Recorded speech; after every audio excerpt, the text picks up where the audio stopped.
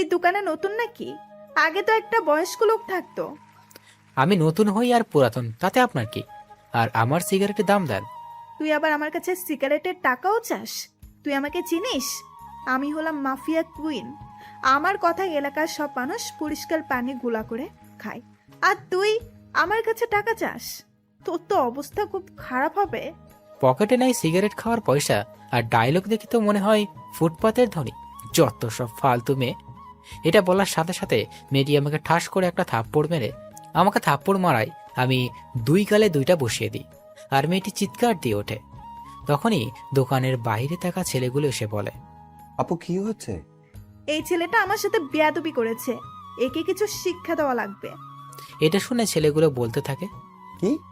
এই ছেলে তোমার সাথে বেয়াদবি করছে? শালাকে এখনই মজা দেখাইতাছি।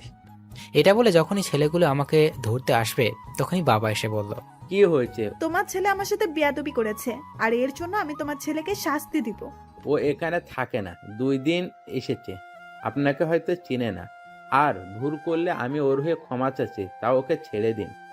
ঠিক আছে, তুই ভালো মানুষ বলে তোকে ছেড়ে দিলাম। পরের বার সাবধান করে দিস, তা না হলে পরের বার কিন্তু অনেক পস্তাবে। ঠিক আছে মা, বলে দিব আমি। বাবা তুমি ওর সাথে ওভাবে কথা বলছো কেন?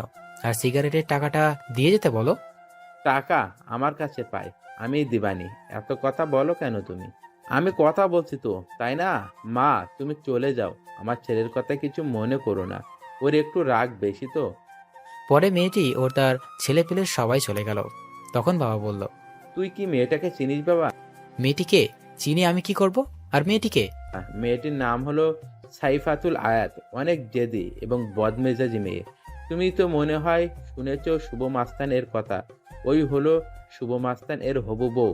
সেই জন্য কোনো ছেলে পেলে তার সাথে লাগতে আসে না, সবাই ভয় পায়। আব্বুর মুখে শুভ মাস্তানের নাম শুনে মনে মনে ভাবতে থাকলাম, মাস্তান হলাম আমি, আর আমি জানি না আমার হবু বউ। ও আছে। আমি বাবাকে জিজ্ঞেস করলাম, বাবা শুভ মাস্তান থাকে কোথায়?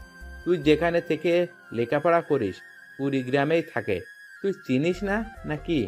অনেক খারাপ লোক বুঝছিস, তবে শুনছি গরিবের কখনো কষ্ট দেয় না, বরং সাহায্য করে।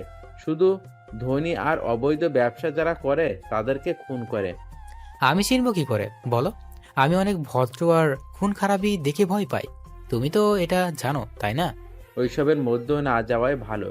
দোকানদারি ভালো করে কর, কারোর সাথে খারাপ ব্যবহার করিস না। 2 দিন এর ভিতরে শরীর ঠিক হয়ে যাবে, তখন আমি বসতে পারবো। দোকানদারি করা বন্ধ করে দিলেই তো আর হয় না। তোমার আম্মুর ছোট বোন খরচ তো আমি চালাতে পারবো, আর আমি তো টাকাও পাঠাই। বাবারে, অনেক আগের থেকে ব্যবসা করি, দোকানে বসে মানুষের সাথে কথা না বললে ভালো লাগে না। তুই অনেক টাকা পাঠাইলেও যতদিন শরীর চলবে ততদিন দোকানেই বসে থাকবো। হয়েছে হয়েছে, আর বলতে হবে না। তুমি দোকানে বসো, আমি খাবার খেয়ে আসি। খাবার খেতে বাড়িতে চলে আসি, আর এসে মাকে খাবার দিতে বললাম। খাবার টেবিলে বসে আছি, তখন ছোট বোন ফারিয়া পেছন থেকে এসে বলল, ভাইয়া, আমার চকলেট কোথায়? তুই কি এখনো ছোট আছিস নাকি রে? তুই এখন 10ম শ্রেণীতে পড়স, এখনো চকলেট চাস? তুমি আনছো কিনা বলো। আর আমি এখনো বড় হই নাই, তাড়াতাড়ি চকলেট দাও। চকলেট না দিলে আমি কান্না করব। ফারিয়ার সাথে ওইরকম না করে চকলেট দিয়ে দিলেই পারিস। চকলেট ছাড়া তো আসিস না। চকলেট দিয়ে খাওয়া শুরু কর। চকলেট দিয়ে খেতে বসলাম। খাবার খাওয়া শেষ করে আবার দোকানে যাই, আর আব্বুকে বাড়িতে পাঠিয়ে দিই। সারাদিন দোকানদারি করে বিকালে একটু মাঠে যাই বন্ধুদের সাথে দেখা করতে যাওয়ার সময় দেখি সকালে সেই মেয়েটি সাইফাতুল আয়াত, নামটা অনেক সুন্দর, কিন্তু মেয়েটা ভালো না। ওদেরকে এড়িয়ে যাওয়ার চেষ্টা করলাম, কিন্তু ওই যে কথায় আছে, যেখানে গেলে বাঘের ভয় সেখানে গেলেই রাত হয়। আর আমার ক্ষেত্রেও ঠিক এই বিষয়টাই ঘটল। আমি ওদের এড়িয়ে যাওয়ার পরেও ওদের চোখে আমি পড়ে গেলাম, আর ওরা আমাকে ডাকলো। আমি গিয়ে বললাম, আমাকে ডাকলেন কেন? একটি ছেলে বলল, তুই আপুর সাথে তখন বেয়াদবি করছিলি, তখন পা ধরে মাপ চা। চা। এটা বলতে আমি আমার বন্ধুদের কল দিয়েছি, ওরা আসতেছে। পা ধরে মাপ চাইতে হবে কেন? এটা বলার সাথে সাথেই একটা ছেলে গালে থাপ্পড় বসিয়ে বলল, তুই মুখে মুখে কথা বলুস কেন? হুম হুম, যা বলছি তাই কর। আরে ওকে মারিস না, ছেলেটা দেখোস না কত ভদ্র, ওকে ভালো করে বুঝিয়ে বল, তাই হবে।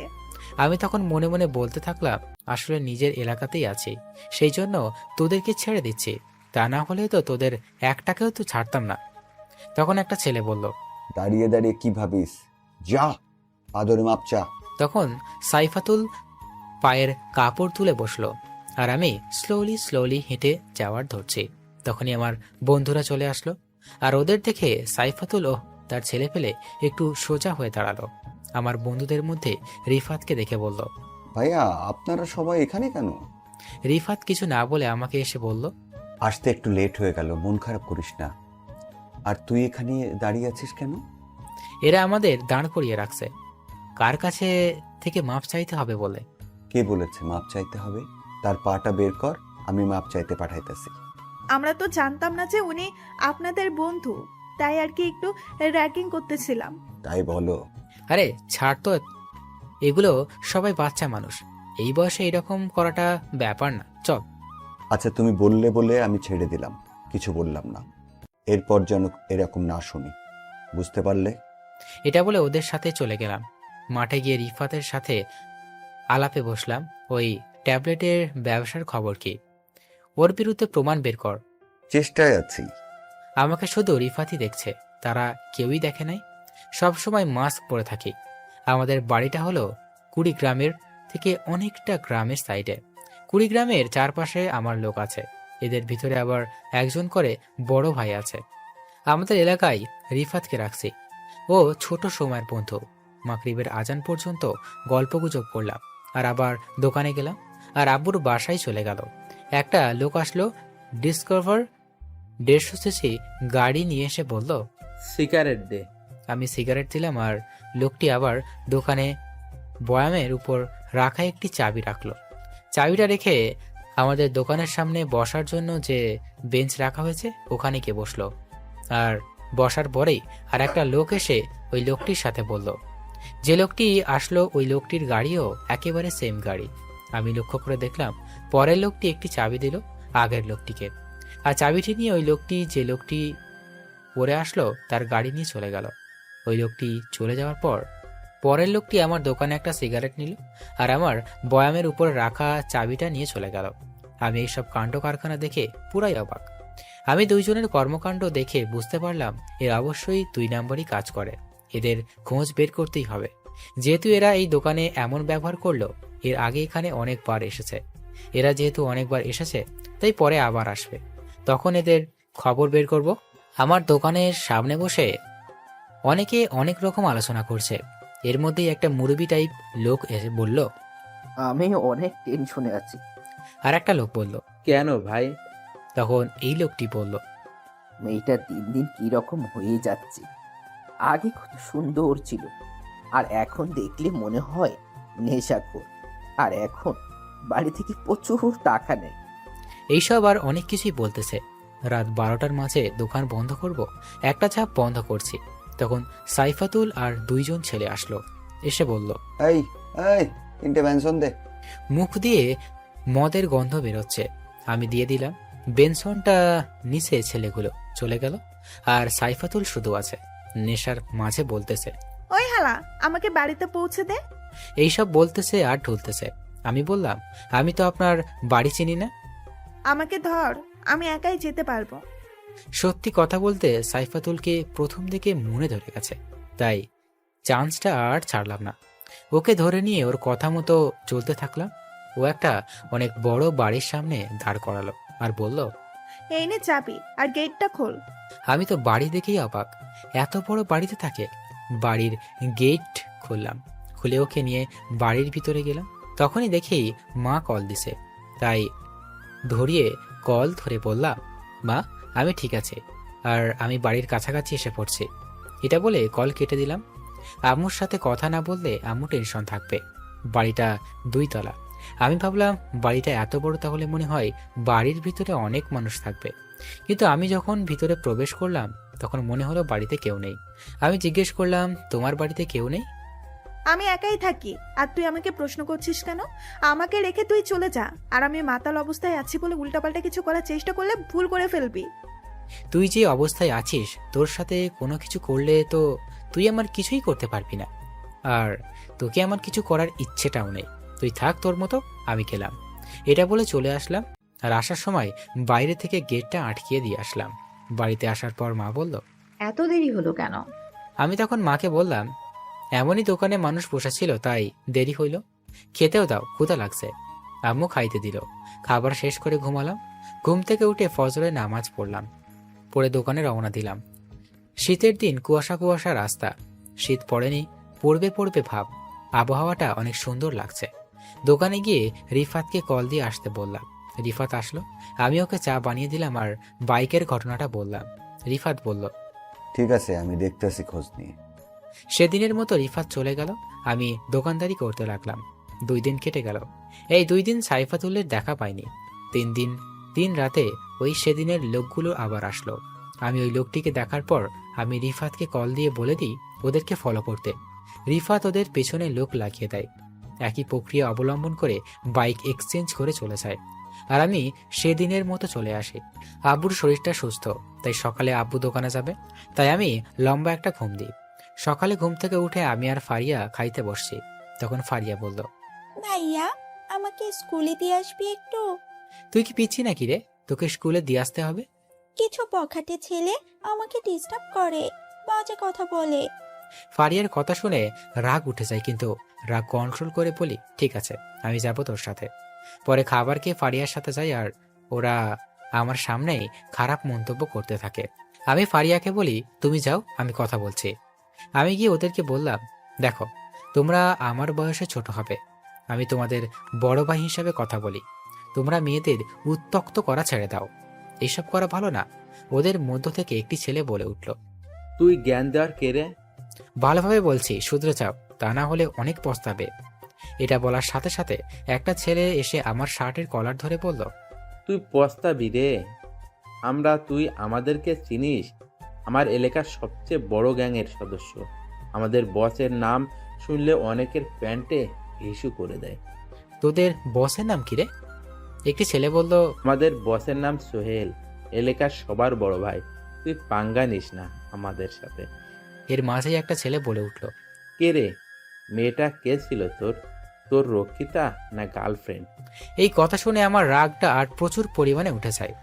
তাও আমি কন্ট্রোল করে বলি, ও আমার বোন হয়, কথা ভালো করে বল। তখন আর একটা ছেলে বলে উঠল, ওই, ওকে সম্মান দিয়ে কথা বল, ও আমাদের সবার হবু সম্বন্ধে। এটা বলে সবাই জোরে জোরে হেসে দিই। আমি ওখান থেকে সরে আসি আর দূরে এসে ওদের ফটো তুলে রিফাতকে বলি গোডাউনে নিয়ে যেতে, আর সবাইকে বলে দেখ সুফু ভাই আসতেছে। এটা বলার পর আমি বাড়িতে চলে গেলাম। আর বাড়িতে গিয়ে আম্মুকে বললাম, আম্মু, আমি একটু কুড়িগ্রাম যাবো। এটা বলে আমি বাড়ি থেকে বের হয়ে পড়ি। এদিকে রিফাত কিছু লোক নিয়ে চলে হাই স্কুলের গেটের সামনে। রিফাত ওদের নাকে কিছু দেয় আর গোডাউনে নিয়ে যায়। আমি আমার আর একটা লোককে বলি সোহেল নামের ছেলেকে, যে টিম চালায়, ওকে খুঁজে বের করে গোডাউনে নিয়ে আসতে। পরে আমি কালো প্যান্ট, কালো শার্ট, কালো মোজা, কালো জুতো, মুখে মাস্ক, স্টাইল করে চুল কাটা, পুরোটাই চমলক্ষ ড্রেস আপ নিয়ে নিই। গোডাউনে আগে সোহেলকে নিয়ে যাওয়া হয়, আর সোহেলের ডান হাতে বাম হাতে হাতকেও। আমাকে দেখে সোহেল বলতে থাকে, ভাই, আপনি আমাদের এখানে নিয়ে আসছেন কেন? আমি ওদের কথা না শুনে বেত দিয়ে মারতে শুরু করি। ওটা আমার একান্ত লাঠি। এর একপাশে সুই দ্বারা সম্পূর্ণ লাগানো। লাঠিটি হলো 2.5 হাত। এর মধ্যে 2 হাত সুই বা আলপিন দ্বারা আবদ্ধ। এ একপাশে সমান করা অংশ দিয়ে সোহেলদের পিটাচ্ছি। আপনারা ভাবছেন সোহেলদের পিটাচ্ছি কেন? আরে, আগে বড় গোড়া নরম করছি। গোড়া নরম করলে আলগা একই জোরে যাবে। সোহেল বলছে, ভাই, আমরা তো কিছু করি নাই, তাহলে মারছেন কেন? আর আমাদের মুখ কালো কাপড় দিয়ে ঢাকা কেন? কিছুক্ষণ পর বুঝতে পারবি। ওদের মারতে মারতে রিফাতও হাজির। রিফাত যাদের নিয়ে এসেছে তাদের অবস্থা আগের থেকেই কাহিল। ওরা আমাকে চিনে না। আমি ওদের দেখে ওদের দিকে গেলাম, আর যে পাশে সুই বা আলপিন চিকন ধরালো অংশ দ্বারা আবদ্ধ ওই পাশে দাঁড়া বাড়ি শুরু করলাম। ওরা মোট 5 জন ছিল। একটা একটা করে ধরছি। আমি একটা করে বাড়ি দিচ্ছি আর ওরা চিৎকার করছে। যাকে বাড়ি দিচ্ছি তার মুখে কাপড় দেওয়া, তাই শুধু চোখ দিয়ে পানি পড়ছে, কিন্তু কোনো রকম জোরে শব্দ হচ্ছে না। বেশি না, মাত্র 5টা করে বাড়ি দিয়েছি। কিন্তু লাস্টের যখন বাড়িটি, তখন আর মুখে কাপড় দিলাম না। মারা শেষ, ওরা সবাই শুয়ে থেকে গড়াগড়ি করছে আর পিঠ দিয়ে রক্ত পড়তেছে। ওরা সবাই বলে উঠল, তুই আমাদের চিনিস না, সোহেল ভাই জানতে পারলে তোদের ছাড়বে না। আমি বললাম, ও আচ্ছা, তোদের এত মারলাম তাও শিক্ষা হয়নি, সোহেল আমাকে ছাড়বে না। কথাটা বললাম আর সোহেলের দুইজন সঙ্গী এসে মুখ থেকে কাপড়টা সরিয়ে দিলাম। আর সোহেলদেরকে ওই ছেলেগুলো বলল, ভাই আপনার এই অবস্থা কেন? শালারা কি কাম করছোস জানি না, কিন্তু আমার নাম বললি কেন? তোদের একটাকেও ছাড়বো না আমি। আমাকে আরো মার খাওয়াবি? উনি আমাদের ভাই আর ওর সামনে আমার নাম শুনে ভয় দেখাস? আমরা তো জানি না। আচ্ছা শুভ ভাই, ওদের মারলেন কেন? ওরা মেয়েদেরকে বাজে বাজে কথা বলে, তাদের রাস্তাঘাটে উত্ত্যক্ত করে, আর ওইগুলো আমার পছন্দ না, আর এটা ঠিক না। তারপরেও এরা ওই রকম করেছে। এটা বলে আর একটা বাড়ি মারলাম ওদের সবাইকে। রিফাত সবাইকে খবর দিয়ে দিছে যে শুভ ভাই আসবে, তাই সবাই দেখা করার জন্য চলে আসছে। আমি রিফাতকে বললাম, রিফাত, লবণ নিয়ে আসো আর ওদের পিঠের উপর লাগাও। এদিকে সোহেল ওদের বলতেছে, যা পা ধর, তা না হলে লবণ দিলে বুঝবি ঠেলা। কিন্তু ওরা সোহেলের ইশারা বুঝলো না। অবশেষে আর একটা পিঠের উপর লবণ দেয়া হলো, আর ছেলেগুলো মুরগি জবাই করার মতো যেরকম লাফ মানে ওই রকম করা শুরু করলো। 2 মিনিট রাখলাম, এরপর বললাম, ওদের লবণ ধুয়ে দাও। এটা শুনে একটু চিল্লাচিল্লি কমলো। ওদের লবণ ধোয়ার জন্য যে গরম পানি ঢালা হবে এটা হয়তো জানা ছিল না ওদের। গরম পানি দেওয়ার সাথে সাথে আর চিৎকারের পরিমাণটা আরো বেড়ে গেল। অবশেষে কষ্ট সহ্য করতে না পেরে সব জ্ঞানহারা হয়ে পড়ল। আমি সোহেলকে বললাম, যা, এবার এদের চিকিৎসা কর, আর এদেরকে বলে দিও ভালো করে। আবার যদি আমি জানতে পারি তোমার লোক মেয়েদের সাথে খারাপ আচরণ করে, তাহলে ওদের জায়গায় তুমি থাকবে। ঠিক আছে ভাই। এটা বলে সোহেল চলে গেল। আর যাওয়ার সময় আমি কিছু টাকা দিলাম চিকিৎসা বাবদ। ওদের মারার কারণে মনেই নেই যে আর লোক আছে। পুরো গোডাউন বোঝাই মানুষ, সব এলাকার লোক আছে। আমার জন্য একটা চেয়ার আছে, আমি ওখানে বসলাম আর আমার পাশে রিফাত বসলো। আমি চেয়ারে বসে সবাইকে দেখছি। দেখে এদের মধ্যে সাইফাতুলও আছে, অনেক সেজেগুজে এসেছে, আর 4-5 জন মেয়ে আছে। কিন্তু সাইফাতুলকে সুন্দর বেশি লাগতেছে। সাইফাতুলকে দেখতেছি, রিফাত কানের কাছে এসে বলল, কম করে দেখ। আমি ওর কথা শুনে হুঁশে ফিরে সবার উদ্দেশ্যে বললাম, তোমরা জানো আমি কিছুদিনের জন্য আন্ডারগ্রাউন্ড আছি, আর আজকে দেখলেই তো শাস্তির কথা। তোমাদের টিমের যদি কেউ কোনোদিন কোনো রকম মেয়েদের সাথে খারাপ ব্যবহারে উত্ত্যক্ত করে, আর আমি যদি জানতে পারি, তাহলে তাদের শাস্তি এর থেকে কষ্টদায়ক হবে। আবার ভেবো না আন্ডারগ্রাউন্ড আছি বলে কিছু জানতে পারবো না, আমি কিন্তু সবই জানতে পারি। এটা বলে রিফাতকে আস্তে করে বললাম, মেয়েটিকে একটু সাহায্য করি। তুই সবার ভাই, তোর যা ভালো মনে হয় কর। মজা নিস বেটা। আমি সবার মাঝখান থেকে বললাম, ওই সাদা শার্ট, শুনে যাও। তখন সাইফাতুল বলল, জি আমি। হ্যাঁ তুমি।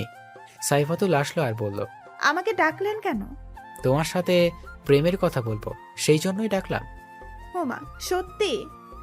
হ্যাঁ গো হ্যাঁ, আমি তোমার সম্পর্কে অনেক কিছু শুনলাম। তুমি তো অনেক খারাপের দিকে যাচ্ছ। তুমি সবার সাথে খারাপ ব্যবহার করো, দোকান থেকে খাবার নিয়ে টাকা দাও না। যার সাথে খারাপ ব্যবহার করো, এইসব যদি আর শুনি, তাহলে লবণের পানিতে গোসল করাবো, বুঝতে পারলে?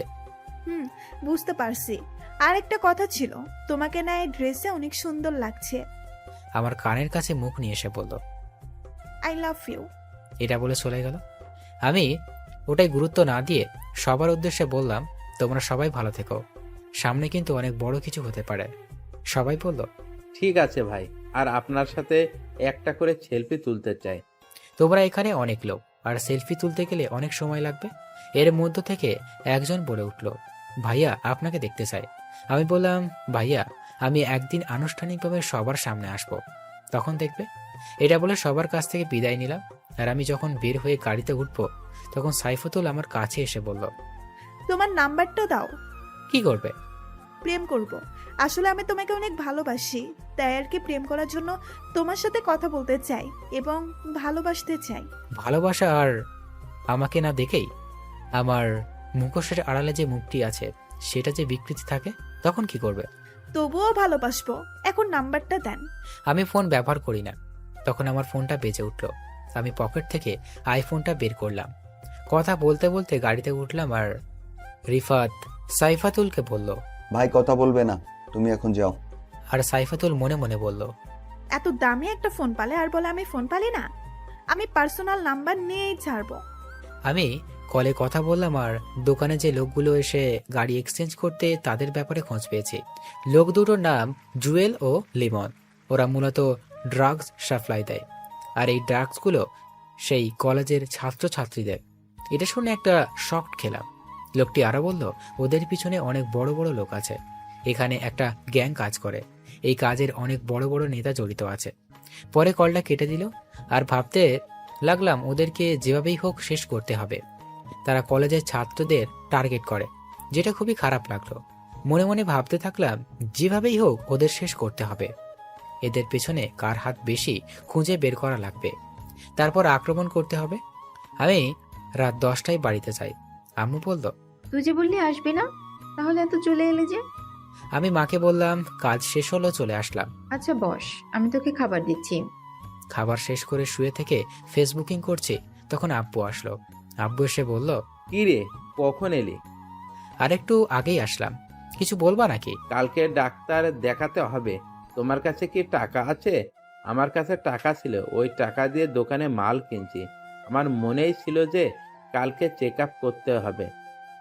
আমার কাছে টাকা কিন্তু বিকাশে। কালকে কখন যাবা? অনেক ভোরে যেতে হবে। ও, আমি টাকা বের করে নিয়ে দিচ্ছি। এটা বলে টাকা বের করার জন্য দোকানের দিকে রওনা দিলাম। দোকান বেশি দূরে না, দোকান হলো সাইফাতুলদের বাড়ির সাথে। আমি গেলাম, দূর থেকে দেখতে পেলাম 2-3 জন বসে আড্ডা দিচ্ছে। আমি দোকানের কাছে দেখতে পেলাম সাইফাতুল আর 3-4 জন ছেলে বসে আছে। আমি দোকানদারকে বললাম 10,000 টাকা বের করা লাগবে, ক্যাশ আছে কি? আছে। টাকার কথা শুনে সাইফাতুল বলল, এই দেখ রে, দোকানদার লোক রাও বিকাশে হাজার হাজার টাকা রাখে। গরিব লোকদের জন্য বিকাশ আর কম টাকা রাখা যাবে না। যেখানে গরিব মানুষ টাকা রাখে, ওখানে আমাদের মতো ধনী মানুষ টাকা রাখতে পারবে না। তোরা কি বলিস? জি আপা, আমাদের ধনীদের জন্য আলাদা অ্যাপ বানাতে হবে টাকা লেনদেনের জন্য। আমি ওদের কথা শুনে রাগ না করে একটু হেসে সাইফাতুলকে বললাম, আমার কথা ছাড়ো, আমি গরিব মানুষ। আমি শুনলাম তোমাকে নাকি কে পাত্তাই দেয় না, নাম্বার চাইছিল, তোমাকে নাকি ইনডাইরেক্টলি না করে দিছে, পার্সোনাল নাম্বার দিবে না।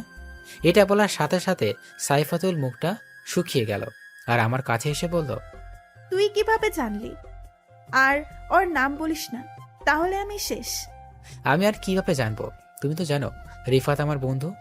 ওই এসে বলল আমাকে, মুখ থেকে কথা বের করে নিয়ে বলল, দোকানদার মামা, একে একটা গড়া করে চা দেন। আমি চা খাই না, আর আপনি যখন এত মিষ্টি করে বলছেন তাহলে খাওয়াই যায়। তারপরে চা খেলাম। আচ্ছা, তুই কি শুভ ভাইকে চিনিস? আমি চিনতে যাব কোন দুঃখে? ওসব আলতু ফালতু লোককে চেনার ইচ্ছে নেই আমার। রিফাত এসে বলল আমাকে, এই আর কি। আচ্ছা, শুভ ভাইকে আলতু ফালতু লোক বললি কেন? চা দে, তোর খাওয়া লাগবে না। এটা বলে চায়ের কাপটা সত্যি সত্যি নিয়ে নিল হাত থেকে, আর এটা দেখে পুরাই টাসকি খাওয়ার মতো অবস্থা। পরে আমি চলে গেলাম আর আব্বুকে টাকা দিয়ে ঘুমিয়ে পড়লাম। সকালে উঠে দোকানে গেলাম। বেলা 9টার দিকে ওই লোকগুলো জুয়েল ও লিমন আসলো। ওদের দেখেই আমার লোকগুলোকে কল করে রাখলাম, আজকে এদের ধরবো। ওরা চলে যাবে, কিছু দূরে যাওয়ার পর ওদেরকে ধরলাম। ওদের গুপ্ত জায়গায় নিয়ে যাওয়া হলো। আমি দোকানে বসে আছি, তখন দেখি সাইফাতুল আসলো। আমি সাইফাতুলকে বললাম, আমার সাহায্য করবেন? আপনি মাফিয়া কুইন, সাহায্যটা করেন। কি সাহায্য লাগলে বল। আপনি একটু আমার দোকানের ভিতরে এসে দোকানটা দেখেন, আমি একটু বাইরে থেকে আসতেছি। সাইফাতুল ভাব নিয়ে বলল, ঠিক আছে, যা। আমিও চলে এলাম দোকান থেকে। আড়ালে এসে একজনকে কল দিয়ে বললাম আসতে। ও এসে আমাকে নিয়ে গেল। আমি গুপ্ত জায়গায় গিয়ে ওদেরকে বললাম, ওরা কি মুখ খুললো? মুখ খুললে না তো। ওদের মারার শিখাস নাই? এই দেখে আমি মারার আগেই ওরা সবকিছু বলে দিবে। আমি গিয়ে হাতে একটা সই নিলাম আর বললাম, এইসব চক্র কোন কোন জায়গা থেকে চলে বল। মরে গেলেও বলবো না। ওদেরকে অঙ্গকোষ বারবার 2 বা আলপিন দ্বারা আগত করি। জুয়েলকে আগত করার পরই লিমান বলে, এইগুলো মূলত কুড়িগ্রাম হাজি মার্কেট থেকে সাপ্লাই হয়, ওখান থেকে আমাদের দেয়, তাছাড়া আমরা কিছু জানি না। এটা বলার পর আমি কুড়িগ্রাম এক ওসির কাছে কল দিই আর ওকে আসতে বলি আমার দোকানে। এটা বলে ওখান থেকে চলে আসে। এদিকে দোকানে মেয়ে মানুষ দেখে ভিড় পড়ে গেছে। যেহেতু সাইফাতুলকে সবাই চেনে, তাই ওকে অনেক মজা নিচ্ছে। এটা বলার কারণে সাইফাতুল প্রচুর রাগ উঠেছে আমার উপর। দোকানে মানুষ আছে, কিন্তু সাইফাতুল কিছু দিতে পারছে না। আমি দোকানে যাওয়ার পর সাইফাতুলের সামনে কিছু মুরব্বী মানুষ বলল, বইকে দোকানে রাখ, এটা পছন্দ হলো না। তুমি ইয়ং একটা ছেলে, আর যেন তোমার বউকে না দেখি। আর একজন বলল, এত ভালো ছেলের কপালে এত বাজে একটা মেয়ে জুটলো। আল্লাহর রহমত করিও ছেলেটার উপর। এইসব কথা শুনে সাইফাতুল সবার সামনে একটা কিছু বলল না, কিন্তু সাইফাতুলের চাহনি থেকে বুঝলাম ও আমাকে একলা পেলে আস্ত খেয়ে ফেলবে। সাইফাতুল চলে গেল। কিছুক্ষণ পর ওসি এসে হাজির। আমি ওখানে চা দিয়ে সব ঘটনা বললাম আর ওদের নিয়ে যেতে বললাম, আর বললাম ওগুলো যেন মিডিয়া জানতে না পারে। মিডিয়া প্রচার করলে সবাই সাবধান হয়ে যাবে। দুইজনকে গোপনভাবে নিয়ে যান। সে বলল, ঠিক আছে, তাই হবে। এটা বলে চলে গেল। আমি দোকানে এসে এদিকে মনোযোগ দিলাম। সারাদিন দোকানদারি করলাম আর ভেবে বের করলাম এদের চক্রান্তের সবাইকে ধরতে হবে। আমাকে কুড়িগ্রামে যেতে হবে। বাবাকে আজকে বলা লাগবে। রাতে দোকান বন্ধ করে বাড়ির দিকে আসব। দোকান বন্ধ করে বাড়ির দিকে রওনা দিচ্ছি।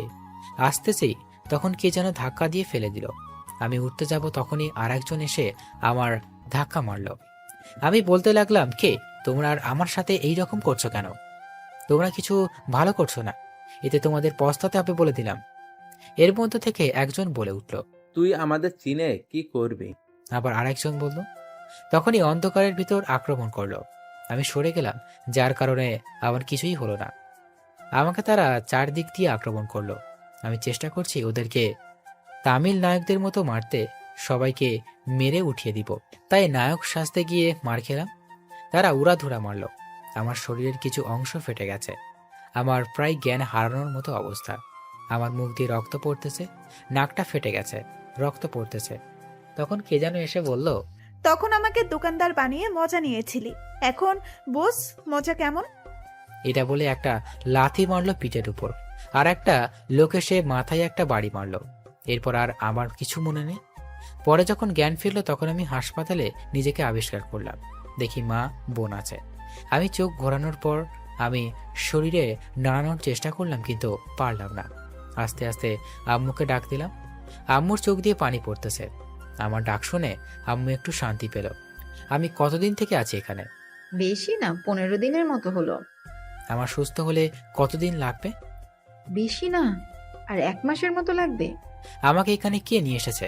অনেক রাত হয়েছে, তুই বাড়ি ফিরিসনি, তাই তোর ফোনে কল দিলাম। তুই কলও ধরলি না। পরে তোর বাবাকে পাঠায় দোকানের দিকে, আর তোর বাবা যখন যায় তখন রাস্তায় তোকে দেখতে পায়। তখন দেখি রিফাত দরজা দিয়ে ঢুকলো। তোর জন্য অনেক টেনশনে ছিলাম। আচ্ছা, তোর অবস্থা কে এরকম করেছে? কে? তুই যদি বুঝে থাকিস তাহলে বল, তারপর দেখ আমি কি করি। আম্মু বাড়ি থেকে রান্না করে নিয়ে আসে। তোমার হাতের খাবার খাই না অনেক দিন হলো। আম্মু আর ফারিয়া চলে গেল। আমি তখন রিফাতকে বসতে বললাম। মেয়ে ছিল রে, আমি ওকে ভালো করে চিনি। কে সে? আরে ওই দিন যে মেয়েটা আমাকে প্রপোজ করলো, ওই মেয়েটা। ওই যে ওই সাইফাতুল? তুই জেনেও বসে আছিস? আর তোকে এমন করে মার খাওয়ালো কেন? সবকিছু খুলে বললাম। তখন রিফাত বলল, তাহলে একটু সাহায্যটা করি। আমি বললাম, আরে বাদ দে ওসব, ছোট ঝামেলা জড়ানো যাবে না। সামনে অনেক বড় ঝামেলাতে পড়তে হবে, অনেক বড় কাজ আছে। আমাকে তো অনেক দিন শুয়ে থাকতে হবে, তাই তোকে একটা কাজ দিই, তুই কাজটা কর।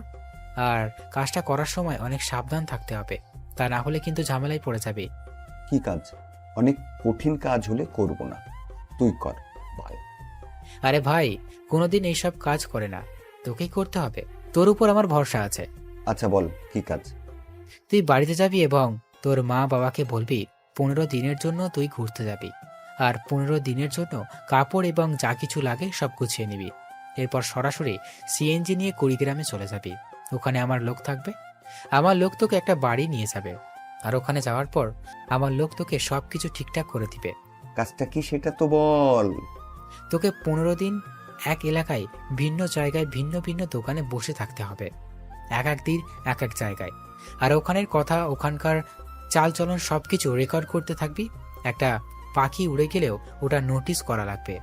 তুই যদি কাজটি করতে পারিস আর আমি যদি ওদেরকে ধরে একটা মদক মুক্ত করতে পারি, তাহলে তোকে আমি আমার দায়িত্ব দিয়ে দিব। আর এইসব ভালো লাগে না রে? এটা শুনে রিফাত খুশি হলো। রিফাত চলে গেল।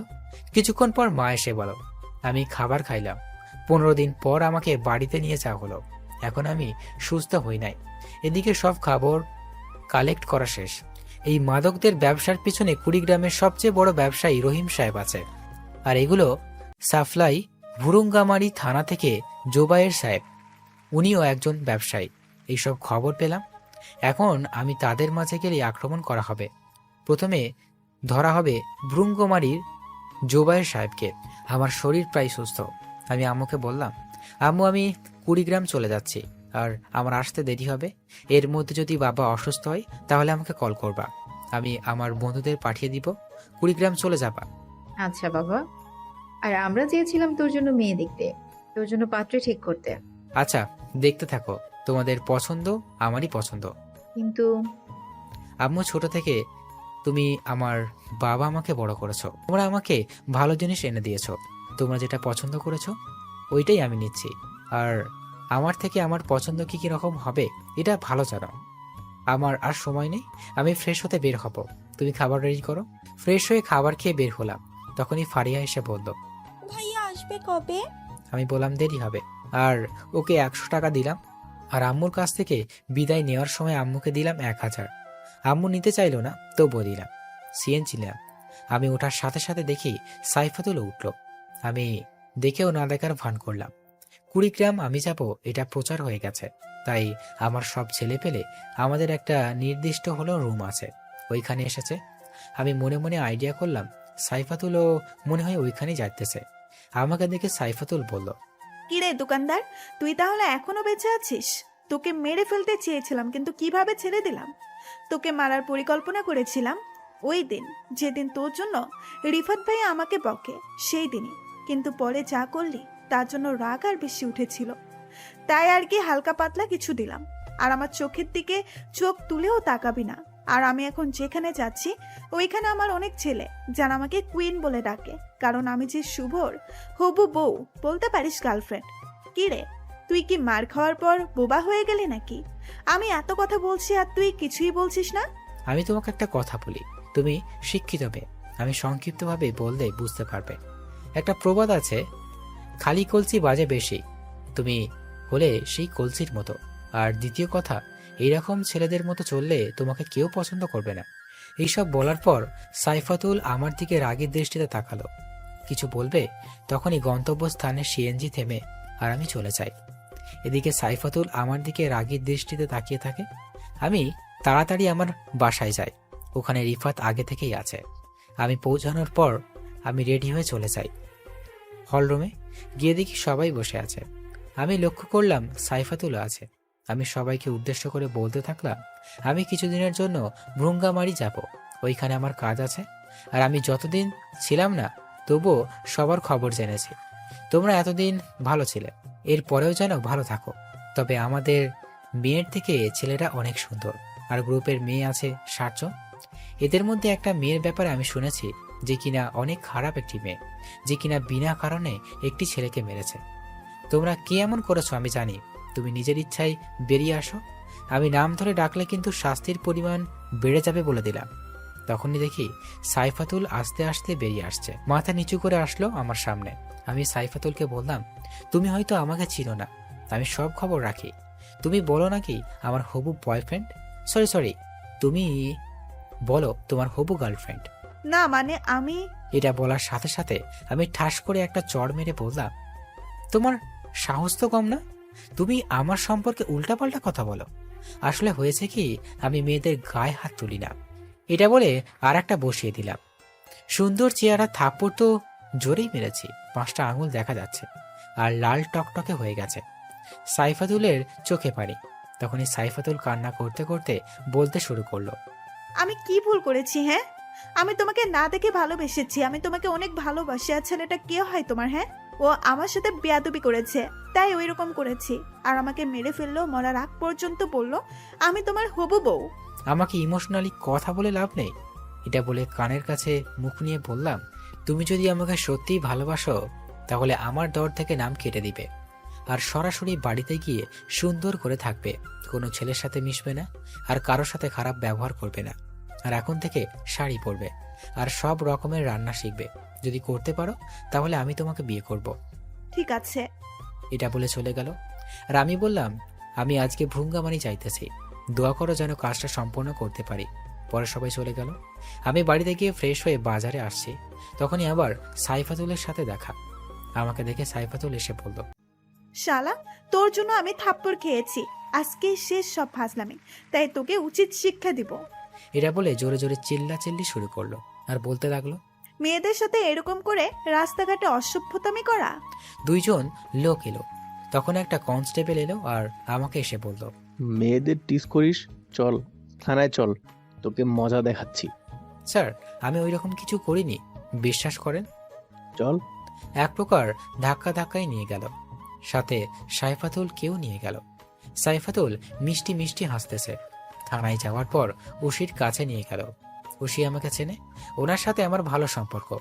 ভালো সম্পর্ক হওয়ার কারণ হলো একদিন ওনাকে অনেক পিটিয়েছিলাম, তাও আবার থানার ভিতরে গিয়ে। আর পেটানোর পর অনেক গরম ধরেছিল, তখন মাস্ক খুলি মুখ ধুই, তখনই ওসি দেখেছিল মুখ। ওসিকে মারার কারণ হলো একজন শিশু পায়ের উপর দিয়ে গাড়ি চালিয়ে দিয়েছিল, আর টাকা দিয়ে যে সাহায্য করবে তা না করে আর ছেলেটার বাবা মাকে শাসিয়ে এসেছিল। এইসব যেন কেউ না জানে। পরে কথাটা আমার কানে আসে আর আমি সেই চিকিৎসার করার টাকাটা দিই। এরপর সরাসরি থানায় ঢুকি আর পিটাই। ছেলেটার পায়ের অপারেশনের খরচের 3 গুণ টাকা নেই। এরপর থেকে আমাকে রেসপেক্ট দিয়ে কথা বলে আর দেখা হলে কৌশল বিনিময় করে। ওসির সামনে নিয়ে গিয়ে বলল, স্যার, এই ছেলেটা এই মেয়েটাকে ডিস্টার্ব করে, তাকে খারাপ কথা বলেছে। ওসি আমাকে দেখে ভাই বলবে, তখনই আমি ইশারা দিয়ে না করি। তখন ওসি এসে বলে, কি এত বড় সাহস? এর শাস্তি অনেক কঠিন হবে। এই মেয়ে, তুমি যাও এখন।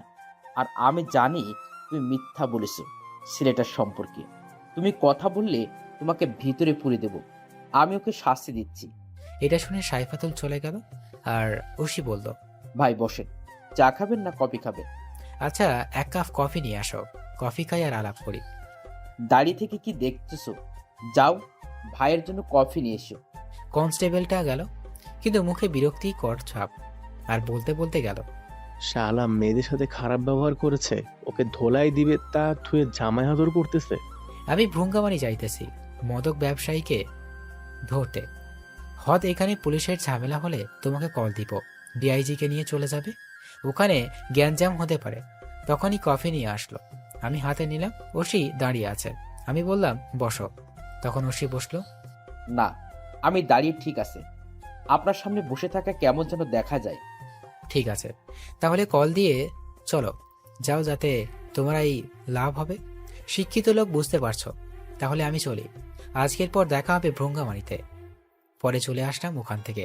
চলে আসার পর কনস্টেবল ওসিকে বলতেছে, স্যার ওকে ওরকম করলেন কেন?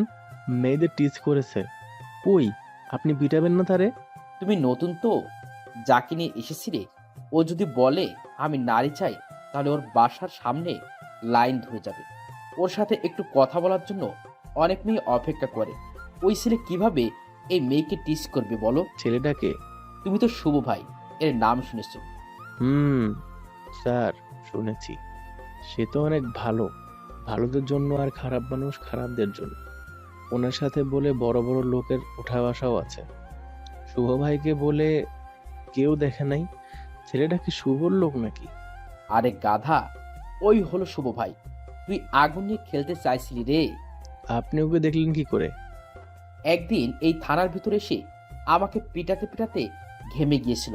তখন আমার সামনে মুখোশ খুলে মুখ ধুয়েছিল, আর ওভাবে দেখি। আপনাকে মারলো, কেউ কিছু বললো না? কে কি বলবে?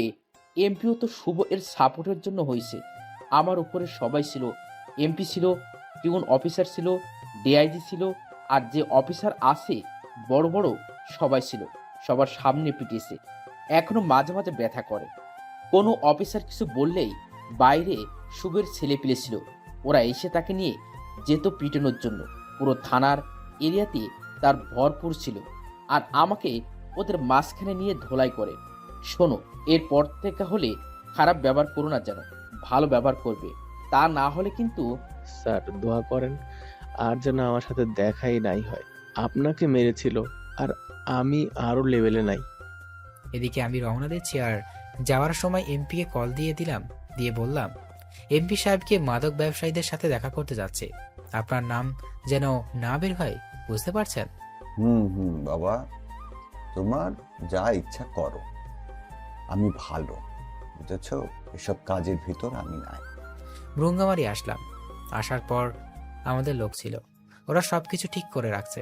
আবার মাস্ক পরা সবার সাথে কথা বললাম, আবার খোঁজ লাগলাম কোনো দোকানে এরকম ব্যবসা হয় কিনা।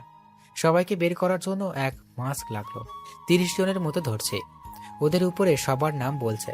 এদের ভিতর ছিল কারিমুল, বেল্লাল, সুজন আর 3 জন, মোট 6 জন। এদের ব্যবহার ছিল কুকুরের মতো। এদের একজনকে ধরে নিয়ে যাওয়ার বসের নাম জানতে চাইলাম, কিন্তু বলল না। বড় বড় কথা বলল, আমার রাগ উঠে গেল। আমি ওকে মেরে লাশ টাঙিয়ে দিলাম ভ্রুঙ্গামারি বাজারে। সবাই বলাবলি করতেছে, কি করলো এরকম? পুলিশও খুঁজতেছে, কারণ ভ্রুঙ্গামারিতে পাওয়ারই লোক ছিল। এদের 6 জনের বিরুদ্ধে গোপনভাবে শুনেছি এরা নাকি নারী পাচারও করে। একজনকে মারার পর বাকি 5 জনকে ধরলাম। ওরা পালানোর চেষ্টা করছিল, কিন্তু অল্পের জন্য পারেনি। ওদেরকে বললাম, এইসব মাল 20 গ্রাম কাকে দিস? 5 জনকে 5 রুমে দেখা হয়েছে, কেউ বলতেছে না। পরে আমি একটা একটা মারা শুরু করলাম। 4 জনকে মেরে ফেলেছি। 4টা লাশ একজনের সামনে রেখে জিজ্ঞেস করলাম, বল কাকে সাপ্লাই করিস? এ লাশ দেখে ভয় পেয়ে গেছে। 20 গ্রাম এর ব্যবসায়ী হিমেল ও হেলালকে সাপ্লাই দেয়। এখন বল, নারী পাচার যে করিস, এগুলো কি ওরা 2 জন নাই? হ্যাঁ, আমাকে ছেড়ে দাও। এটা বলার সাথে সাথে আমি হেডশট মালিগুলি মাথার উপরে চলে যাই। আর তখনই ফোনটা বেজে ওঠে, আর ফোনটা হাতে নিয়ে দেখি মা কল করলো। মা বলতো অনেক অসুস্থ হয়েছে। মা, চিন্তা করো না, আমি আমার বন্ধুকে পাঠিয়ে দিচ্ছি। ওদের দেখে আমরা সবাই 20 গ্রামে চলে আসি, ওরাই ভালো চেক আপ করবে। পরে আমি 20 গ্রামে কল দিই। আমার একটা ছেলে আছে, সাজনা, ওকে বললাম বাড়ির ঠিকানা দিয়ে, যাও মা বাবাকে নিয়ে আসো, ওদের যেন কোনো সমস্যা না হয়। আর ওদেরকে এনে বাবাকে ভালো ডাক্তারের কাছে চেক আপ করাতে নিয়ে যাবা। আর কোনো ডাক্তারের জন্য সিরিয়াল চলে আমার কথা বলবে। ঠিক আছে ভাই। পরে সবগুলোর দেহের উপর লিখে দিই শুভ ভাই। আমার মায়ের ধরন দেখে ভ্রুঙ্গামারির ছেলে পেলে ভয় পায়, যেটা ওদের মুখ দেখেই বোঝা যাচ্ছিল। ওদের বডি রাতের বেলা রোডের উপর ফেলে দিয়ে আসে। সকালবেলা মানুষ দেখে অনেক ভয় পেয়ে যায়। আর থানার ওসি পাগলের মতো আমাকে খুঁজতেছে। আজকে সন্ধ্যায় গাড়ি আসবে। তারপর 20 গ্রাম কল দিয়ে বললাম, ভ্রুঙ্গামারি থানার ওসিকে কেসটা বন্ধ করে দিতে বল। এদিকে বাবাকে সবচেয়ে বড় ডাক্তার ওখানে নিয়ে গেছে। যেহেতু বড় ডাক্তার, সেহেতু ভিড় তো আছেই, আর তো সিরিয়াল নাম্বারই নাই। আর এমন সময় গেছে, ডাক্তার এখন রোগী দেখা বন্ধ করে দিয়েছে। এমন সময় সাজু গিয়ে বলল, পিয়ন কিছু করতে পারবে না। পরে বলল ডাক্তারের সাথে দেখা করলো, ডাক্তার রোগী দেখবে না। তখন সাজু বলল, স্যার, আপনি তো মনে হয় এখানেই থাকেন, আর শুভ ভাইয়ের নাম তো শুনছেনই। শুভ ভাই, চিনি কেন? ওনার বাবা স্যার যদি না দেখেন তাহলে আমি আরেকটু বানিয়ে বলবো, তখন মনে হয় আপনার জীবনে আর কোনোদিন রোগী দেখতে পারবেন না। পরে ডাক্তার রোগী দেখে, আর সাজু বাইরে এসে মেডিসিন নিতে গেল। সাজুকেও সবাই চেনে, তাই দোকানদার সাজুকে দেখে বলল, আপনার বাবা নাকি? না, শুভ ভাইয়ের আব্বা। ও, শুভ এর আব্বা। এই নেন ঔষধ, টাকা লাগবে না। শুভ ভাই বাবাকে ঔষধই দিতে পেরেছি, এটাই অনেক সৌভাগ্য। শুভ আমার জন্য অনেক করেছে, তার জন্য কিছুই করতে পারিনি। তাই বলে 10,000 টাকা নিবেন না, শুভ ভাই শুনলে তো রাগ করবে। কিছু হবে না, তুমি আঙ্কেলকে নিয়ে যাও, সময় করে আমাদের বাসায় একদিন নিয়ে যেও। আব্বু এসব দেখে আর অবাক হচ্ছে। পরে ওরা চলে আসে বাসায়। আর ফার্মেসিটা রাজনৈতিক নেতা ওখান থেকে তুলে দিতে চেয়েছিল। পরে আমার কাছে এসে তখন আমি ওকে কাজ করে দিই। এরপর আর কেউ ফার্মেসি তুলে দেওয়ার সাহস করেনি। সন্ধ্যায় রওনা দিলাম বাড়ির দিকে। ভ্রুঙ্গামারির ছেলেপেলেদের কাছ থেকে 20 গ্রাম এসে বাড়িতে গেলাম। গিয়ে দেখি সবাই সবার সাথে গল্প করতেছে। আমাকে দেখে মা বাবা ফারিয়া খুশি হয়ে গেল। আমি ওদের সাথে কথা বলে ফ্রেশ হতে গেলাম। ফ্রেশ হয়ে এসে খাবার খেলাম। খাবার খেয়ে ঘরেতে গেলাম, আর শুয়ে থেকে ভাবতে থাকলাম এদেরকে কিভাবে মারবো। এদেরকে মারলে তো অনেক ঝামেলা হবে। পরের দিন হিমেল ও হেলালের সাথে দেখা করতে গেলাম। আমি যাওয়ার পর আমার সাথে মোটামুটি ভালো ব্যবহার করলো, কিন্তু তাদের মনে মনে শুধু আমাকে মারার চিন্তা ভাবনা। আমি চলে আসার সময় বলে, আসলাম, ভালোভাবে থেকো, আবার দেখা হবে, তোমরা বাঁচবে, তাও না হলে আমি বাঁচবো। এটা বলে চলে আসলাম। গাড়িতে বসে আছি, তখন একটা অচেনা নাম্বার থেকে কল আসলো। আমি কলটা রিসিভ করতেই মিষ্টি একটা কণ্ঠ ভেসে আসলো। আমি কলটা রিসিভ করলাম। করার পর দেখি ফোনের ওই পাশ থেকে মিষ্টি একটা কণ্ঠ ভেসে আসতেছে। কণ্ঠটা শুনেই বুঝতে পারলাম এটা সাইফাতুল। আমি তোমার কথা মতো ঠিক হয়ে গেছি, তুমি আমার বাসায় আসো। আমি আপনাকে চিনতে পারলাম না, আর বাড়িতে যেতে বলছেন কেন? আর আমি সাইফাতুল, তোমার হবু বউ। ও আচ্ছা, চিনতে পেরেছি। আচ্ছা, তোমার বাড়িতে যেতে বলছো? আসুন, আমি তোমাকে আমার পরিবর্তন দেখাবো। আর আমি রান্না করতে শিখে গেছি, আমার হাতের রান্না খাওয়াবো তোমাকে। ঠিক আছে, এখনই যাচ্ছি। আমরা 5 জন আছি, 5 জনের রান্না করো। আমার সাথে রিফাতও আছে। পরে রওনা দিলাম। সাইফাতুলদের বাড়িতে গেলাম। সাইফাতুলকে কল দিলাম, দেওয়ার সাথে সাথে সাইফাতুল গেট খুলে দিল। আমরা ভিতরে প্রবেশ করলাম। বাড়ির ভিতরে গেলাম। রান্না করা শেষ হয় নাই। সাইফাতুলকে শাড়ি পরে অনেক সুন্দর লাগতেছে, মনে হইতেছে পেছন থেকে জড়িয়ে ধরে থাকি। আর সাইফাতুল রান্না করুক। রান্না হয়ে গেছে, আমরা সবাই বসে আছি। সাইফাতুল দেখবে আমাকে, সেই জন্য ওর মানে অনেক খুশি। আমার তো ঝামেলা হয়ে গেল, আমি তো মুখোশ খুলবো না। মুখোশ না খুললে ভাত খাবো কি করে? আমি তখনই সাইফাতুলকে বললাম, আচ্ছা, তোমার বেডরুম কোথায়? ওইদিকে কেন? ওর বেডরুম দেখে খাবার প্লেট আর পানি নিয়ে চলে গেল ওর রুমে। আর ওর রুমে গিয়ে খাবার খাওয়া শুরু করলাম। আর বাইরে রিফাত বসে, সবাই অবাক, কারণ শুধু রিফাত আমার ফেস দেখেছে, তাছাড়া কেউ দেখে নাই। সবাই হাঁ করে সাইফাতুলের দরজার দিকে তাকিয়ে আছে। অবশেষে তারাও খাওয়া শুরু করলো। খাবার খাওয়া শেষ করে বের হলাম, দেখি সবারই খাওয়া শেষ, কিন্তু সাইফাতুল খায়নি। আমি সাইফাতুলকে বললাম, আরে তুমি খাইছো? না, আমি তোমার সাথে খাইতে চাইলাম, আর তুমি তো লুকিয়ে খেলে। আচ্ছা, এখন বসে থাকি, তুমি খাও। ভাইয়ারা, আপনারা আমার রুমে গিয়ে রেস্ট নেন, আমি একাই থাকি এত বড় বাড়িতে, আপনারা বাড়িটা দেখেন। সাইফাতুল কি বুঝতে চাইছে, তা রিফাতও আরো 3 জন বুঝতে পারছে। রিফাত যাওয়ার আগে বলে গেল, চল ভাই, কাবাব মে হাড্ডি হওয়া যাবে না। আমি সাইফাতুলের পাশে বসলাম, আর সাইফাতুল খাবে। দেখি চামচ নিতেছে। আমি দেখে জিজ্ঞেস করলাম, হাত দিয়ে চামচ দিয়ে খাবে কেন? হাতে একটু সমস্যা হয়েছে, তাই খেতে পারবো না। দেখি কি সমস্যা। সাইফাতুলের অবস্থা খুব খারাপ, হাত গরম পানিতে পুড়ে গেছে। আমি দেখে বললাম, এইরকম কবে হয়েছে? আজকে হয়েছে, তুমি যখন বললে আসবে তখন তাড়াহুড়া করে রান্না করতে গিয়ে এরকম হয়েছে, তাই চামচ দিয়ে খেতে হবে। আচ্ছা ঠিক আছে, তোমার কষ্ট করে খেতে হবে না, দেখি আমি খাওয়িয়ে দিচ্ছি। সত্যি আমাকে খাওয়িয়ে দিবে? তারপর খাওয়াইয়ে দিলাম। খাইয়ে দেওয়ার সময় অনেক রকম ফিলিংস হচ্ছিল, যেটা হয়তো লিখে প্রকাশ করতে হবে। সাইফাতুলকে খাওয়ানোর সময় অনুভূতিটা ছিল আমার জীবনের সবচেয়ে রোমান্টিক মুহূর্ত। খাওয়ার সময় শেষে এখন বিদায়ের পালা, আমি চলে আসব।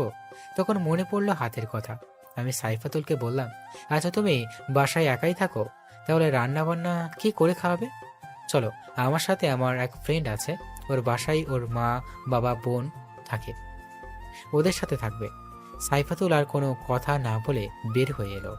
খয়েরি রঙের শাড়ি পরেছে, ওই শাড়িতে ওকে খয়েরি পরীর মতো লাগছিল। সাইফাতুল গাড়িতে বসলো। আচ্ছা, তোমার বন্ধুর মা বাবা থাকে, তোমার বন্ধু থাকে না? আরে বলো না, বন্ধুটা সহজ সরল ছেলে। সেদিন মিটিংয়ের সময় কোনো ফালতু মেয়ে বলে মিথ্যা বলে পুলিশের কাছে দিয়েছে, আর আমার কাছে খবর আস্তে আস্তে শুনলাম কোর্টে চালান দিয়ে দিয়েছে। পরে কমিয়ে দিয়ে 2 মাসের জেল হয়েছে। ওহ, আসুক, তারপর মেয়েকে খুঁজে বের করে এমন কষ্ট দিব যেটা কখনো ভুলতে পারবে না। আর একটা কথা, ওর বাবা মায়ের সাথে এই রকম কিছু আলাপ করবে না। ওর বাবা মা জানে ওদের ছেলে কাজের জন্য ঢাকা গেছে। আচ্ছা, আর মেয়েটাকে পেলে আমাকে বলবে, আমিও একটু পিটাবো। আপনারা ভাবছেন সাইফাতুল আমাকে মারলো, মিথ্যা বলে জেলে দিল, তাও কোনো রকম শাস্তি দিল না? আরে ভাই, হাতে ক্ষমতা থাকলে এইরকম করবে। প্রথম যখন ক্ষমতাতে আসি তখন আমিও করেছি, তাই কিছু মনে করি না এসব। সাইফাতুলকে বাড়িতে নিয়ে গেলাম। আমি বাড়িতে না গিয়ে রিফাতকে পাঠালাম, আর আম্মু আব্বুকে বলবি মেয়েটাকে শুভর পছন্দ। রিফাত ওকে নিয়ে চলে গেল। সাইফাতুল তো বাবা মাকে দেখে অবাক, কারণ এদের ছেলে তো জেলে পাঠিয়েছে। আম্মু সাইফাতুলকে দেখে বলতো, আরে তোমার বাড়ি তো আমার এলাকায়, তাই না? জি আন্টি। আসো, এটা তোমার ঘর, ফ্রেশ হও। রিফাত সাইফাতুলকে রেখে এসে আব্বু আম্মুকে বলল, শুভ ওই মেয়েটাকে পছন্দ করে, আর মেয়েটা একটু ওখানে সমস্যা হয়েছে, তাই এখানে থাকবে। মেয়েটা বখাটে ছিল, ব্যাপার না, দেখতে অনেক সুন্দর, বাকিটুকু সামলিয়ে নেবে শুভ। শুভর যে রাগ, একদিনে মেয়েটিকে ঠিক করে ফেলবে। তা তুমি কি বলো? তমাল ছেলে বড় হয়েছে, তার যা ভালো লাগে তাই করতে দাও, আর কি বলবো। রিফাত চলে যায় আর সাইফাতুল বসে থেকে ভাবতে লাগলো, শালা আমি শুধু আগুনের পাশে পাশে ঘোরাঘুরি করি, যাকে জেলে পাঠালাম তার বাসায় থাকছি, আর ওর সাথে যে খারাপ ব্যবহার করেছে এসব যদি শুভ জানতে পারে তাহলে আমি শেষ। আর আমিও বললাম ওই মেয়েটাকে মারবো, আল্লাহ রহমত করিও। এদিকে মা সাইফাতুলের ঘাড়ে হাত দিয়ে বলতেছে, হ্যাঁ, তোমার মন কি খারাপ? না আন্টি, এমনি। আচ্ছা চলো কিছু খেয়ে নাও। না আন্টি, আমি বাড়ি থেকে এসেছি, পরে খাবো। ঠিক আছে মা, আরাম করো। আর দেখো না, ছেলেটাও ঠিক মতো বাড়ি আসে না, কি যে কাজ করে এত। তারপর মা চলে যায়। এদিকে মাথায় একটা চিন্তা, কিভাবে যেন যায় ওই দুজনকে। হঠাৎ করে একদিন সুযোগটা এলো, দেখতে পেলাম হিমেল রাত 2টার সময় রক্ষিতার ঘরে থেকে ফিরছে। এইটার অনেক বড় সুযোগ। পরে রাস্তার পাশে গিয়ে গাড়ি থামাতে বললাম, কিন্তু থামলো না। হিমেল হয়তো ড্রাইভারকে বলে দিয়েছে গাড়ি না থামাতে। পরে আমাদের গাড়ি দিয়ে গাড়িটি থামালাম। ও ড্রাইভার বলল, আপনারা কে আর কি চান? আপনারা আমার বসকে চেনেন না? এটা বলার সাথে সাথে গুলি করলাম মাথা বরাবর। তারপর হিমেলকে জাগালাম, আর হিমেল আমাকে থেকে পুরাই চমকে উঠল। আরে, আমার কি টাকার অভাব নাকি রে? তুই তো অনেক রকমের ব্যবসা করিস, তাই না? তোর যে কয়টা ব্যবসা, ওই কয়ভাবে তোকে মেরে ফেলবো। এই আমার লাঠিটা দে। পরে আমার সেই বিখ্যাত লাঠিটা দিল। আমি শুধু আন্ডারওয়ার্ড দেখে সব কাপড় খুলে ফেললাম, আর আমার সেই লাঠিটা দিয়ে সারা শরীরে পিটালাম। সারা শরীর দিয়ে রক্ত বেরোচ্ছে, আর হিমেল অনেক আকুতি মিনতি করছে। আমি বললাম, তোকে মাফ করবো কিভাবে? তুই তো নারী পাচারকারীকে, তুই উঠন্ত ছেলে মেয়েদের জীবন নষ্ট করে দিস। পিটানো শেষ হওয়ার পর হিমেলকে নিয়ে গেলাম ফুটন্ত লবণ মেশানো পানিতে। পানিতে ছাড়ার পর হিমেল শুধু লাফালাফি শুরু করলো আর বলতে লাগলো, কে শোনে তার কথা। পরে লবণের পানি থেকে বের করে ওকে বলা হলো লবণ ধুয়ে দিই, চল ওকে নিয়ে যাই। পরে হিমেলকে ফুটন্ত গরম পানিতে ছেড়ে দেওয়া হলো, আর চোখের সামনে হিমেল মারা গেল। পরে মাথা বরাবর গুলি করলাম, দেহটাকে কাকতারুয়ার মতো করে বাঁশের সাথে বাঁধলাম, আর লিখে দিলাম নারী পাচারকারী, ছেলে মেয়েদের ড্রাগস দিয়ে নষ্ট করে, ধর্ষক, এইসব লিখে নিচে লিখে দিলাম শুভ ভাই। সবকিছু লিখে কুড়িগ্রাম হাইওয়ে রোডে টাঙিয়ে দিয়ে আসলাম। এইসব কাজ করতে প্রায় হকচকি হয়ে গেছে। সকালবেলা তাজা খবর, বিশিষ্ট ব্যবসায়ী হিমেল সাহেবকে মেরে ফেলেছে। পুলিশ এসেছে। পুলিশ এসে লাশ নামিয়ে ফের তার পরিবারকে ফোন দিয়েছে। থানায় নতুন ওসি এসেছে। সে একেবারে নতুন, চ্যাংড়া লোক, আমার বয়সী বা একটু বড় হবে। তার রক্ত গরম। সে আমার লোকজনকে ধরে নিয়ে যাচ্ছে। এদিকে হেলাল সাহেবের ঘুম হারাম হয়ে গেছে। তিনি অনেক প্রোটেকশন নিয়ে রেখেছে, আর আমাকে মারার জন্য লোক সেট করা হয়েছে। তাও আবার দিল্লি থেকে শার্প শুটার, বাংলাদেশের ভিতরে খুঁজছে, কিন্তু কারো সাহস হয়নি আমাকে মারার সুপারি নিবে। ওসি সাহেব থানায় নিয়ে আমার লোকেদেরকে অনেক নির্যাতন করতেছে। আমি কোথায় থাকি এটা জানার জন্য। মায়ের আঘাত সহ্য করতে না পেরে অবশেষে বলে দিই। পরে ওসি সাহেব এসে আমার আড্ডাতে, আর আমি দেখে তাকে বলতে থাকি, ওয়েলকাম অফিসার, আমি অনেক দিন ধরে তোমার পথ চেয়ে বসে আছি, তা চা খাবেন না কফি? ওসি এসে আমার কলার ধরে বলল, আমি এখানে চা খেতে আসিনি, তোকে নিয়ে যেতে এসেছি।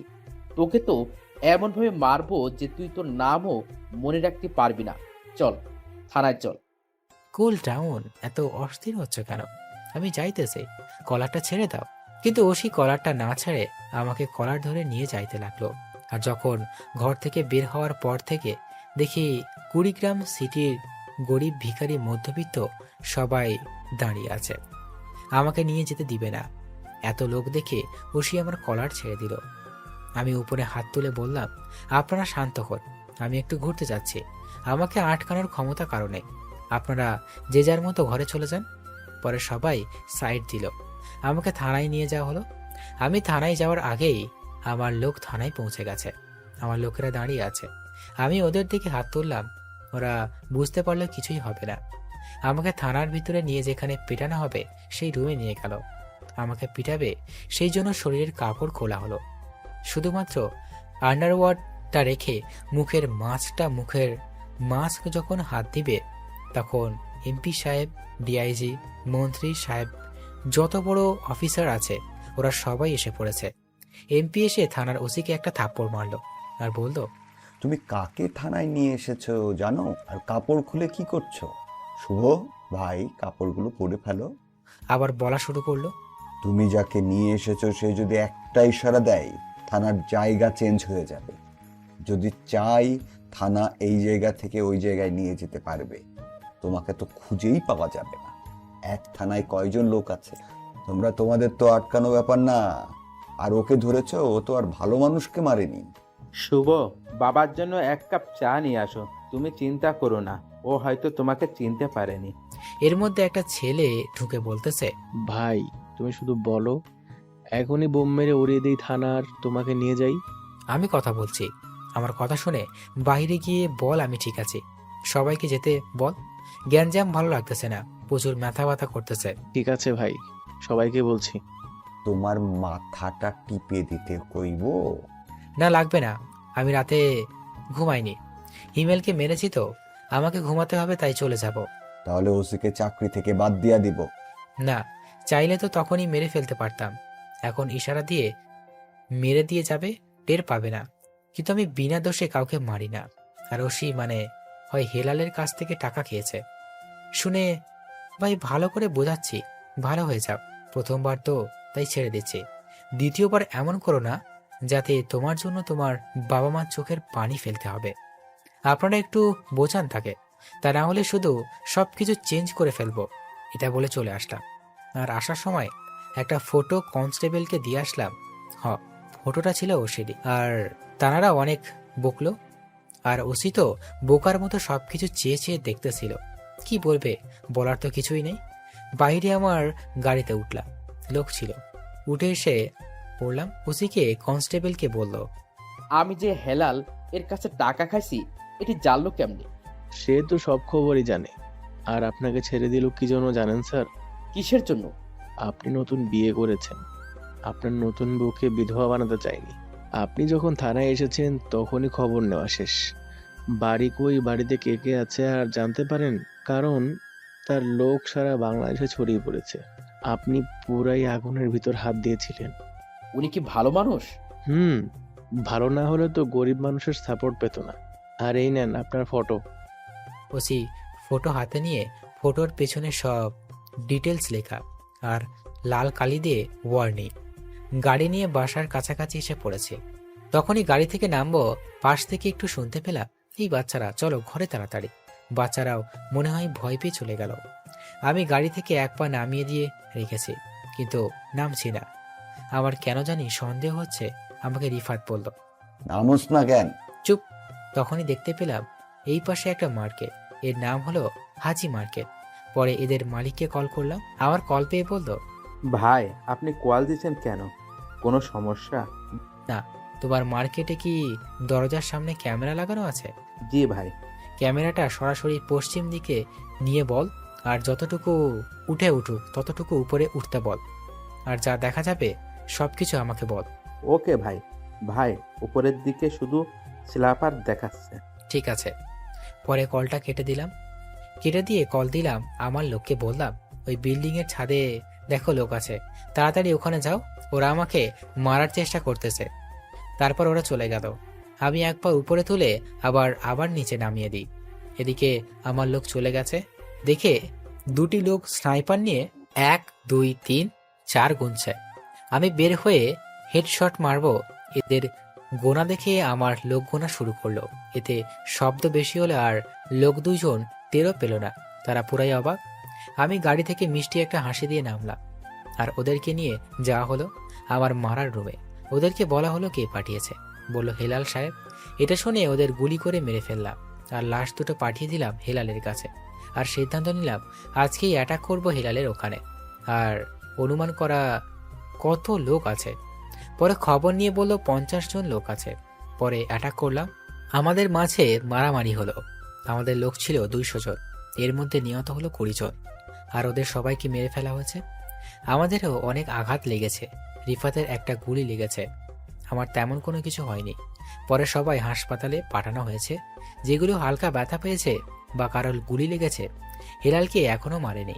ওকে একটু কষ্টদায়ক মৃত্যু দিব, সেই জন্য বাঁচিয়ে রেখেছি। আমি হেলালের কাছে গেলাম, গিয়ে ওকে কারেন্টের শক দিলাম, তাও আবার পানির ভিতর। কারেন্ট শক দিয়ে মারলাম হেলালকে। মারার পর 2টা গুলি করলাম মাথায়। পরে ডেড বডিটা দিয়ে আসলাম কুড়িগ্রাম টাঙিয়ে। পরে বাসায় চলে আসলাম। আমার লোকেরা সবাই ঠিক হলো। আর আমার সাথে সব সময় 4 জন থাকতো, রিফাত, জাহিন, তামিম, রবি। ওরা সুস্থ হবার পর ঘোষণা দেওয়া হলো শুভ সবার সামনে আসতেছে, মুখ থেকে মাস্ক খুলে ফেলবে। এটা খবর ছড়িয়ে গেল। তাই কুড়িগ্রাম ভার্সিটিতে আয়োজন করা হলো, সাজানো হলো চারিদিকে, আমার লোকসহ আর বাহিরে অনেক লোক। 2 পাশে বসার ব্যবস্থা এবং মাঝখানে রাস্তা রাখা হয়েছে। ওখানে সাইফাতুলও গেছে। সাইফাতুলের ভিতর কিরকম যেন লাগতেছে। সাইফাতুলের ভিতরে অনেক রকম ফিলিংস কাজ করছে। স্টেজে 2-1টা ভিডিও ক্যামেরা আছে, যেন সবাই দেখতে পারে। আমার খবর নিউজ পেপারে ছাড়া হচ্ছিল। সবাই অধীর আগ্রহ নিয়ে বসে আছে আমাকে দেখবে বলে। সাইফাতুলকে ভালো জায়গা দেওয়া হয়েছে। অবশেষে আমি গাড়ি থেকে গেট পৌঁছে গেলাম। আমার 2 পাশে আমার বন্ধু এবং সামনে পিছনে পুলিশ। আমি স্টেজে উঠলাম, উঠে বলা শুরু করলাম, আসসালামু আলাইকুম। আশা করি আপনারা ভালো আছেন। আপনারা আমাকে অনেকেই দেখতে চেয়েছেন, কিন্তু সুযোগ হয়ে ওঠেনি। আরেকটি কথা, আমি আর এখানে থাকবো না। আমি নতুন কাউকে দিব আমার এক দায়িত্ব। আমি কিন্তু অনেক খারাপ মানুষ, আমি অনেক খুন করেছি। আপনারা কি আমাকে ভালোবেসে দেখতে এসেছেন, না খুনি করি দেখতে এসেছেন? ভালোবাসি বলে দেখতে এসেছি। আপনি সব সময় ভালো করেছেন, কোনোদিন গরিব মানুষের এবং ক্ষতিগ্রস্ত মানুষকে সাহায্য না করে ফিরিয়ে দেননি। এরই মধ্যে একটা ছেলে বলে উঠল, ভাই, মাস্ক খুলে ফেলেন, তোর সহ্য হচ্ছে না। ছোট ভাই খুলেই তো ফেলবে। আচ্ছা, তাহলে খুলেই ফেললাম। প্রথমে আমার কালো প্যান্ট খুললাম, আর শার্টটা। নিচে সুন্দর করে পোশাক পরে এসেছে। এখন মাস্ক খোলার পালা। মাস্কটি তুলি, আবার একটু নিচে নামাই। অবশেষে খুলেই ফেললাম। আমাকে দেখে সবারই রিয়াকশন হা হয়ে গেছে। আমাকে দেখে সাইফাতুল তো আরো অবাক। সাইফাতুল ভাবতেছে, যাকে দোকানদার বলে ডাকতাম সেই হলো মাফিয়া কি, আর আমি মাফিয়ার সামনে মাফিয়া কুইন বলে ডাকতাম।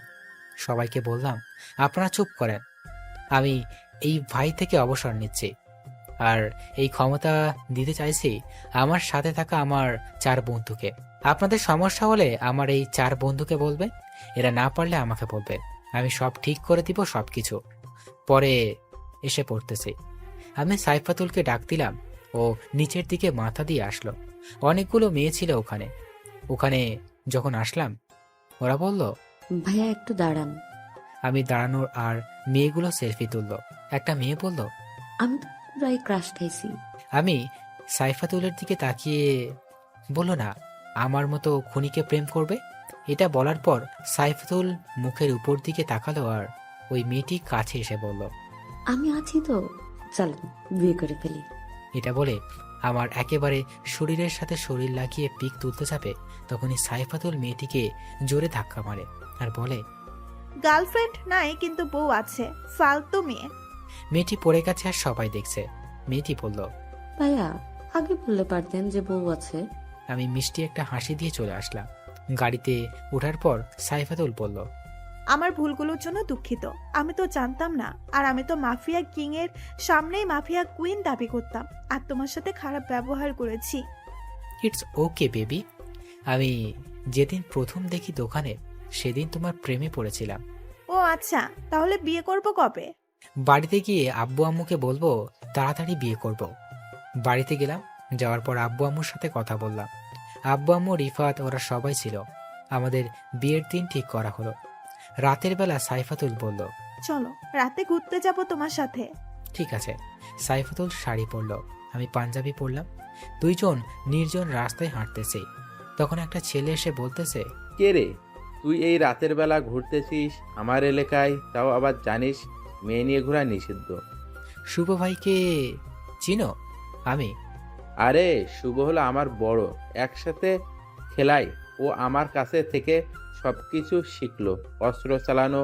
আর তুই আমাকে শুভ ভাই এর নাম শুনিয়ে ভয় দেখাস? ও আচ্ছা, বেশি বকবক না করে পালা, না হলে কপালে দুঃখ আছে। এমন মার মারবো না। ওই আমি চিকনা বলে দুর্বল ভাবিস? এই তোরা কই রে? পরে 2-3 জন লোক আসলো, এসে আমার মুখে আর সাইফাতুলের মুখে লাইট ধরলো। লাইট ধরেই অবাক। তখন পরে ছেলেগুলো বলতেছে, ভাই ভাবি কি খাবেন বলেন, আমার এলাকায় এসেছেন। আরে যে ছেলেটি আমাকে ভয় দেখালো ওই ছেলেটি তো বেহাল অবস্থা, কথা বলতে পারছে না। আমি একটা থাপ্পড় তুললাম, কিন্তু না মেরে তার কাঁধে হাত রেখে বললাম, তুমি আমাকে অস্ত্র চালানো শিখিয়েছ। না মানে ইয়ে হয়েছে কি ভাই? ঠিক আছে, বলতে হবে না। পরে আমি আর সাইফাতুল চলে আসলাম হাসতে হাসতে।